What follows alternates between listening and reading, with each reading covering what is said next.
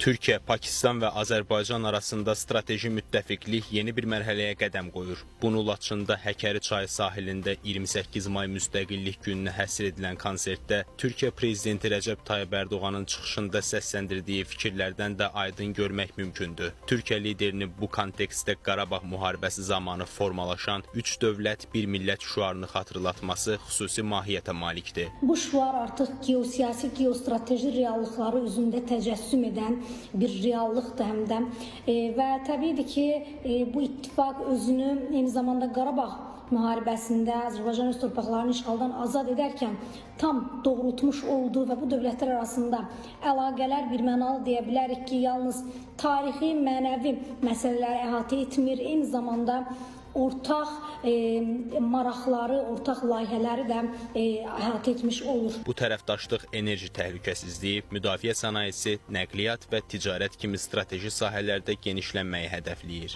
Əslində hər üç dövlətin birliyini təşkil edən cəhətlər Qərb imperializminin son 2 əsrdə həyata keçirdiyi ayrılıq siyasətini tərsinə çevirmək və gələcəyi birlikdə qurmaq imkanı verir. Türkiyə-Azərbaycan ittifaqından bəhs olunurdusa, artıq bugündən sonra bu ittifaqa yeni bir dövlət də, Pakistan da qoşulur və ittifaq öz-özlüyündə çox güclənir. Çünki məlum olduğu kimi Pakistan Şərqi Asiyanın əsas güclərindən biridir və son Hindistan-Pakistan müharibəsində də özünün güclü ordusu olduğunu bir daha sübut etdi və həmçinin nəzərə alaq ki, Pakistan dünyadakı tək türk nüvə dövlətlərindən biridir. Yəni bu ittifaqa bir nüvə dövlətinin daxil olması çox böyük strateji uğurdur. Ekspertlərin fikrincə enerji xəritəsindəki dəyişiklik Türkiyə-Azərbaycan əməkdaşlığı sayəsində bölgədə yenidən formalaşan güc dinamikasını ortaya qoyur. Ölkə rəhbərinin vurğuladığı kimi, Azərbaycan təkcə regionda deyil, həm də geniş coğrafiyada enerji təhlükəsizliyinə töhfə vermək üçün böyük layihələr həyata keçirir. İnkişaf etməkdə olan güc balansı, Şərqin yüksəldiyi bir vaxtda bu üç tərəfli ittifaqın daha müstəqil və effektiv mövqe qazanmasına imkan verəcək potensiala malikdir.